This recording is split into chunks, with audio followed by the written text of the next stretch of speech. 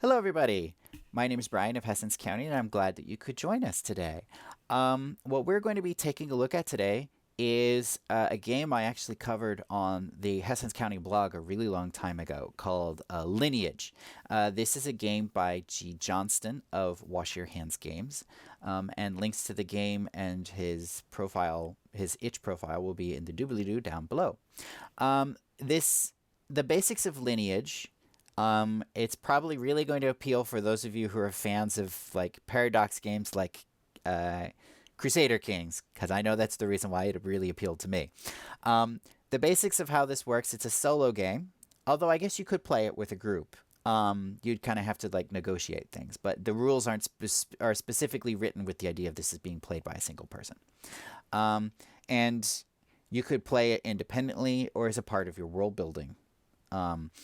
And basically, what you're doing is you're building out a genealogy or a family tree of a noble, or rather a royal house, a family that is the monarchs of a particular nation or city or whatever we want it to apply to. This game does have a medieval or early modern sort of feel to a lot of the events and things in it. So you would need to do some adaptations if you wanted to apply it to a more modern setting or apply it to a potentially science fiction setting, unless you're sort of doing feudal sci-fi, kind of like you might see like it's a Dune or something. Obviously, this means that a lot of the events you're going to be having are also going to affect the actual literal history of your nation, because, of course, the decisions that they make are going to have a pretty major impact on that. Now, again, because this is medieval early modern and because this is dealing with people in power, there are going to be issues that they're going to have. There are going to be bad things that happen. So there are going to be just a content warning for everybody right now. This game does discuss alcoholism, violence, war, death. Sometimes those get pretty gruesome. Abuses of power, mental health issues like dietary issues, or one of the potential death events discusses suicide, depression, other basic descriptions of what medieval people would generally consider to be insanity, different things like that. So that is something to keep in mind if you do decide to play this game or go further into this video, that those things like that are going to be happening in your game. Unless you kind of specifically write those particular events out. Now, question is, why am I covering this game if I've already discussed it on the blog? Well, there's been an expansion that came out actually not that long after the game itself came out, but after I wrote the blog about the game. So unfortunately, I wasn't able to discuss it at the time. So I thought that would be a good excuse to kind of revisit this particular system.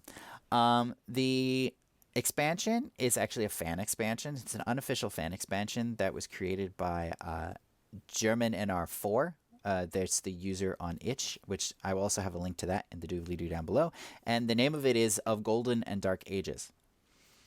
Now, to kind of explain the way that this expansion kind of works with the game itself, I'm going to kind of have to discuss at least a little bit about the way that the game of Lineage itself works, because this expansion basically modifies one of the phases of play that you go through as a result of creating the line of monarchs. So the basic idea of how the game works is you go through a series of phases that in the original game only use a set of two 6-sided dice. And these 2d6, you don't roll and add them together most of the time. Instead, what you do is the first die refers to the table, and then the second die picks out the event on the table that actually happened. So the basic phases of this game are obviously you name your own character, but that's not really a phase. But when your character comes into power, you give them a cognomen. This cognomen kind of decides how they're remembered in the future, because you're basically writing this game you're kind of like playing out. You're not necessarily doing it in real time of where the events would have been happening in the kingdom, but rather this is more of like a chronicler writing about this family line. Like maybe they're the chronicler for the next monarch line, talking about the people who came in the past. So the cognomen is going to basically describe your character, how they're remembered. This particular monarch character is remembered, not necessarily how they actually were. So keep that in mind. Then the next thing you decide is the spouse. So what you're rolling for is their basic background, whether they were a peasant, whether they were a noble or from a foreign monarchy. And then also it kind of helps you figure out what the basic sort of reputation that character also had, whether they were known for being beautiful or vain, or they had a history of being cruel or honorable or whatever. Then you roll your heirs. So you would roll 2d6, and then you roll 1d6 and subtract from the original result. So if I rolled, let's say I rolled my 2d6 and I got 4, then I rolled my second die and I got a 3, that means I had one monarch, or one heir, rather. Because the first roll is basically how many kids they had, or how many children they had, and then the next one would be how many people actually became like legitimate powerful heirs. That could be because of attrition, because again we're talking about medieval and early modern periods, but it also could be other reasons, like just people who weren't interested in being heir, or people who just weren't really suited for the role, or got disqualified for some reason because of a job they decided to do, or an interest that they had that wasn't really compatible with rulership. Then we have the events, and this is where this is where the two versions of the game kind of differ. In original Lineage, you just roll 2d6, so that means you have the potential, because you have your table and your event. That means only 36 options. And this was admittedly an original critique I had of the game, is you only end up with 36 options for events, which can be really repetitive, especially in a longer game. So instead, the way that the Of Golden and Dark Ages works is you replace those dice, you roll the dice to decide how many events you had, and then you use the cards to indicate the actual events themselves. And unlike the original game, your nation is usually in a particular age. And this kind of references to like games like, Civilization, right? Or stuff like that, where your country might be in a golden age and things are all great, or you might be in a dark age and things are currently, going into a spiral. Things are going bad. So those are decided in here whenever you draw a Joker card, where your Joker card just indicates when you're supposed to be switching, and then the next card you draw, the suit of it, decides whether or not you're just in a normal age, which is 2 of the suits are normal age, 1 suit is a golden age, and the final suit is a dark age. And those also impact some other things too. So because of the fact that we have all of these cards, right, plus the fact that there are 3 different ages, you end up with a whole lot more combinations. And then you roll the way your character died, and you kind of pick a successor, and which might involve kind of jumping back up into the family tree and finding a cadet branch that the heir might be originally coming from. So yeah, that's the basics of the flow of the game with the expansion.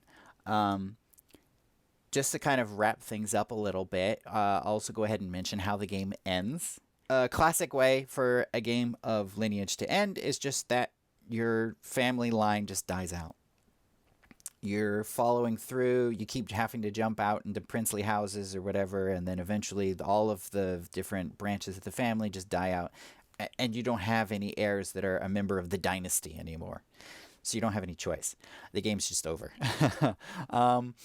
But another way that the game could potentially end is basically through reputation decay. In the game, over the course of all the events and everything that happen, you're encouraged to keep track of 3 different statistics. These are statistics that build up over time, and the higher the number, the higher the number, the worse it is. So we have dishonorable, unstable, and weak. And this doesn't necessarily describe the particular monarch in power or even the country itself. Instead, it describes the reputation of the family decaying. And in classic lineage, there's no way to get that back.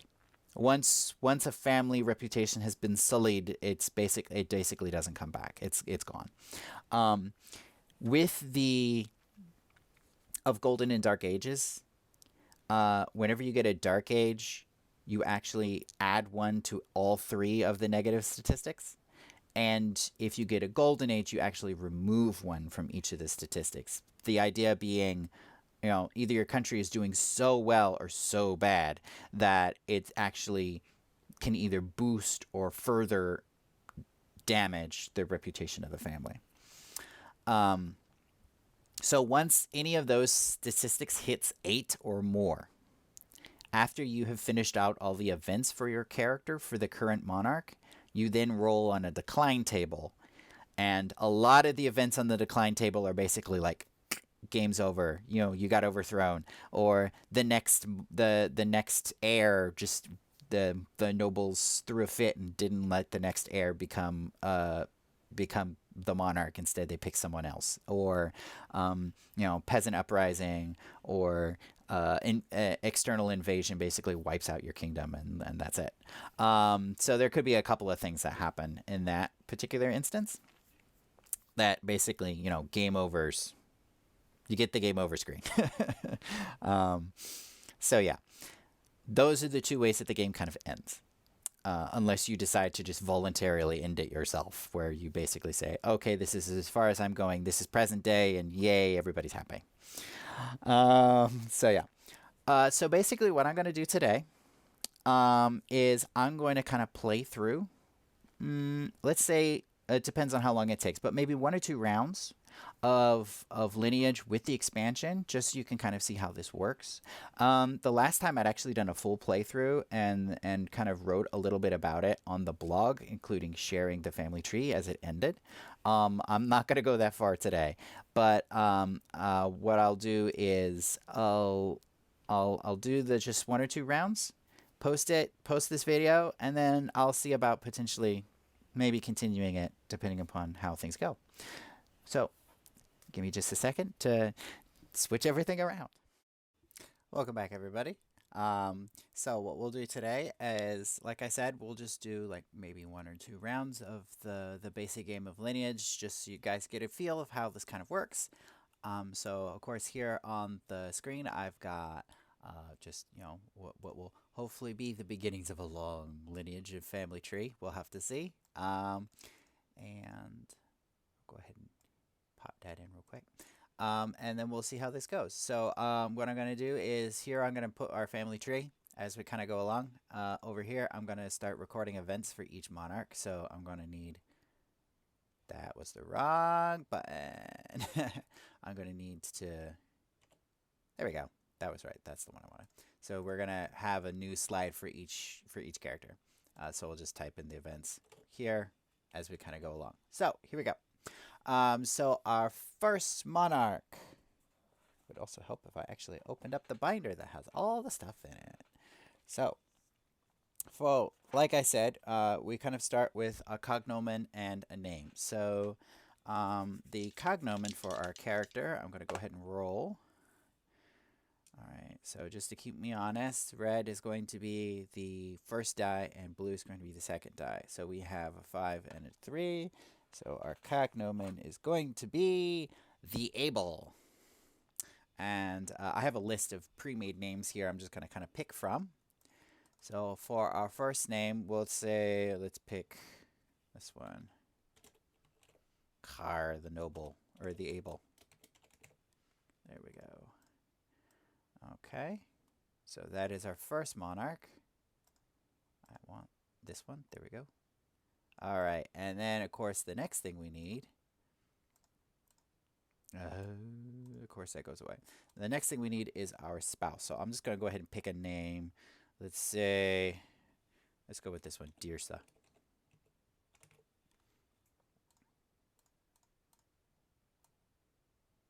There we go. Okay, and it's rolling on the table for like their background, basically. Would be okay, so a 5 and a 1 means that we're going to be... Okay, so she is from a foreign noble house that is known for its charity. So she's probably has a reputation of being giving. All right, so let's go ahead and write our monarch over here. Khaar the Able. All right, and then here we have married Dursa the...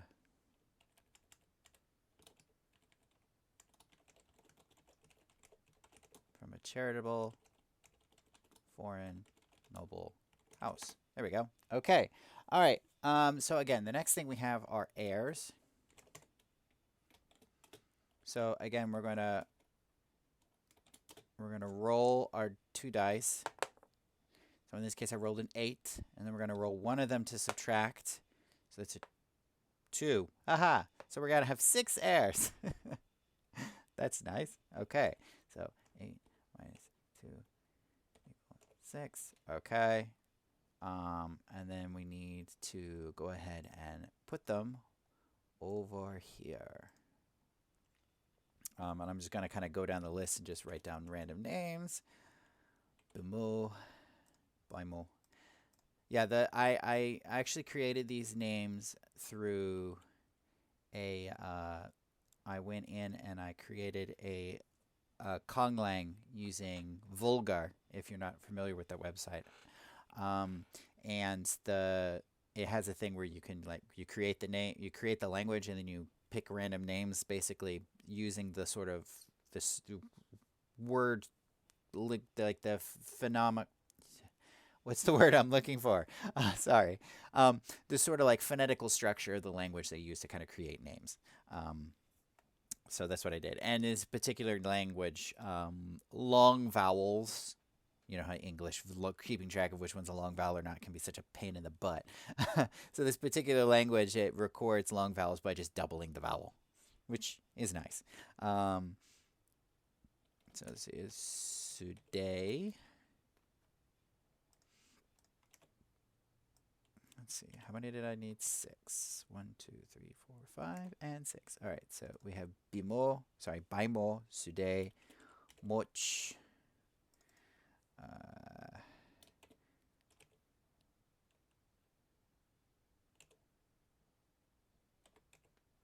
Twage, Lau, and let's just do this one. Oh. All right. And then, of course, we have our... Oh, I hate it when it does that. Okay, let's see. I'm just going to draw this really quick. Connect there. Actually, no. I should have you go here. Connect there. Get rid of that one. And then we'll just duplicate this one across. So we have this one. Whoops. This one. This one. This one. Okay. All right. So we have our 4. I'm going to need to slide this guy over probably. We have our 6 heirs. So the next thing would be events, of course, right? So again, we're going to be taking a look at the events that would normally happen on the... I don't need to look at that anymore for the moment. Events. So we're going to roll the number. So we have 8 minus 2 for the getting married and getting crowned. So that gives us with 6. So we're going to draw 6 cards. But first I'm going to do this real quick so I don't forget anything. Okay, so now when it comes to the sort of age, the age you always start off in a normal age instead of being like in a golden age or a dark age, just to keep things straight. Okay, so we have, all right, our first one, King of Clubs. So I take a look at King of Clubs. It says, oh boy, we're starting off big. It says, through the monarch's grandmother, our realm got a claim to another kingdom. Do we press this claim, or do we let it slide into obscurity?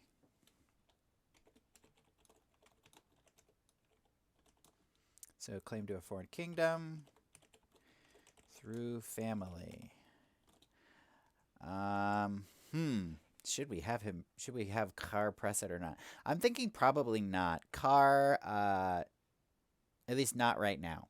Maybe if this event comes up later, we'll push it. But, well, okay. Let's see what the next one is, and then we'll kind of play it from there. So our next card was the Two of Hearts. So we take a look. Two of Hearts. News has reached us that nobles from a neighboring realm want to join us. Do we allow this or do we risk war? Wow, this is very expansionist for the very beginning of our game. Okay, so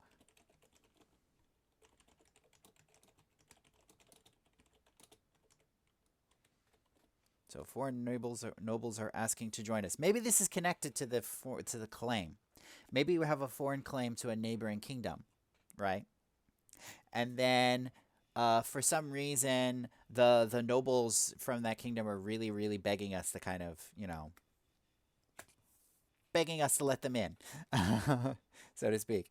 So whether or not we'll do that, I think I'm going to kind of decide again based on future events. All right. Okay, our next event is for the Nine of Hearts. Many nobles have come to the capital to start renewing their pledges of loyalty.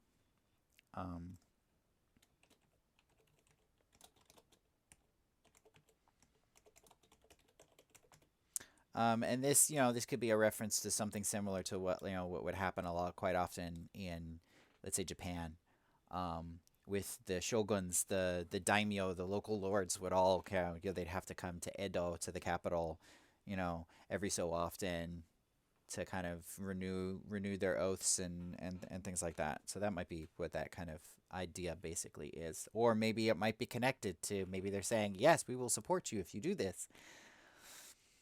Aha! We have a Joker already. Oh boy. Okay, so again, the suit of the next card is going to affect whether we're going to be in a golden age, a regular age, or a dark age.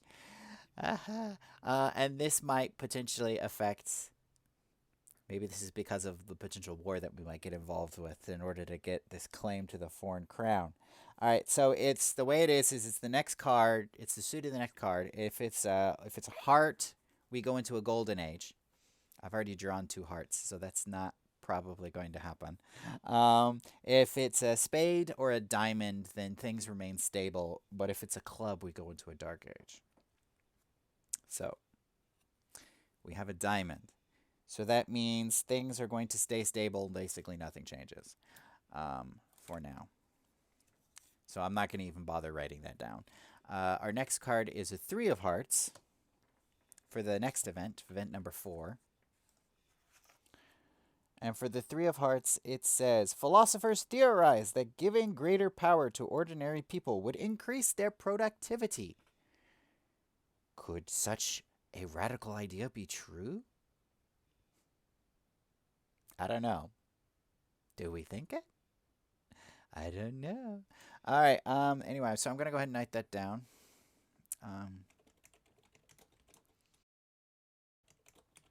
What do we do? I don't know. We'll have to see. Event number 5 is the Jack of Diamonds. The nobles and citizens of the capital have built a grand statue of the monarch. How do we respond?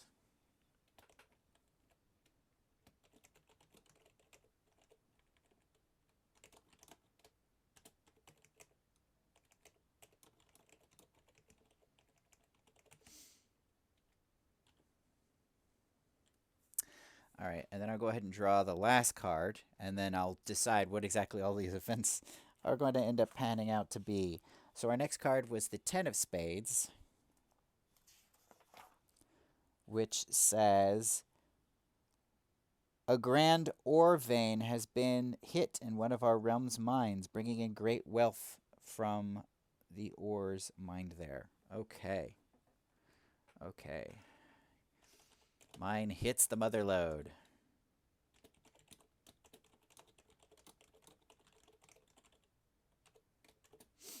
Okay.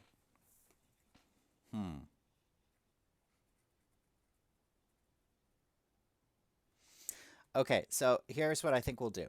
Here's what I think Khaar is going to do. I think Khaar is going to push the claim.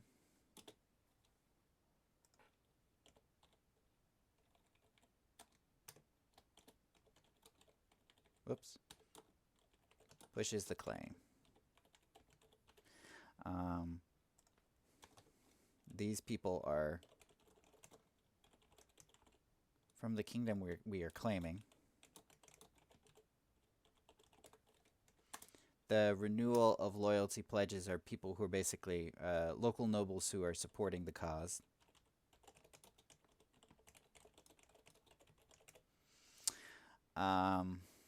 I think we're going to ignore this for now, because we've already got an upswell of power. Maybe this is... how do we respond to the statue? Maybe... Maybe we could say that the statue is basically a... the statue that's put up is by the nobles, and they're basically... It's basically a propaganda. Let's say the statue is propaganda.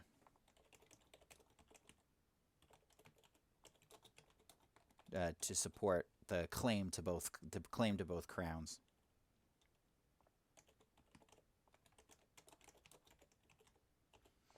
And well, I mean, this just means that things are going great and we're getting wealthy, and that's important. So the next event is obviously going to be death. How did our character die? And let's see here. I need to take a look at the table real quick.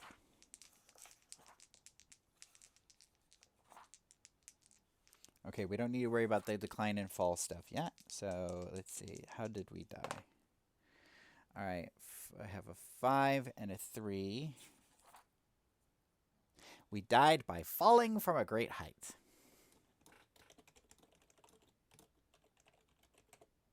Whoops.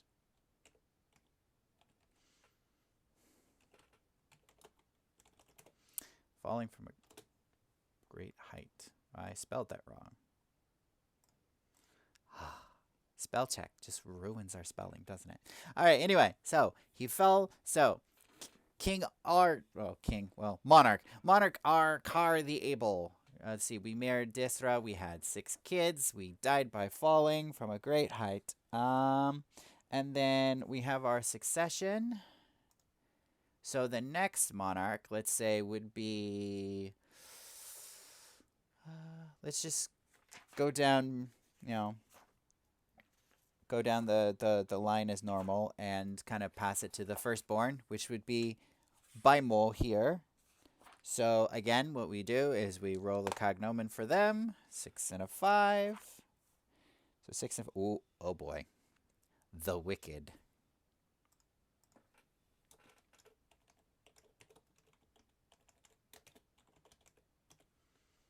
Okay, I need to slide him over. Slide them over. There we go. Alrighty, so we have Biimo the Wicked. Oh boy. Okay. Did I spell that right? Yes, I did. Okay. And of course here we have Biimo the Wicked. Oh boy. This one's going to be interesting. Okay. So let's see. How long has it been? All right. Yeah, we'll end it there. Or else, because we don't want this video to go on for forever. So we'll go ahead and end it there. Thank you all for joining me. Again, this was Lineage that was created by the studio Wash Your Hands Games. Again, you can find them on Twitter and on Itch. The links to their stuff would be in the doobly-doo down below, along with the link to the unofficial expansion that we also used today. Sorry, I dropped cards. um, and thank you all for joining us. I hope you have a good day and good zone.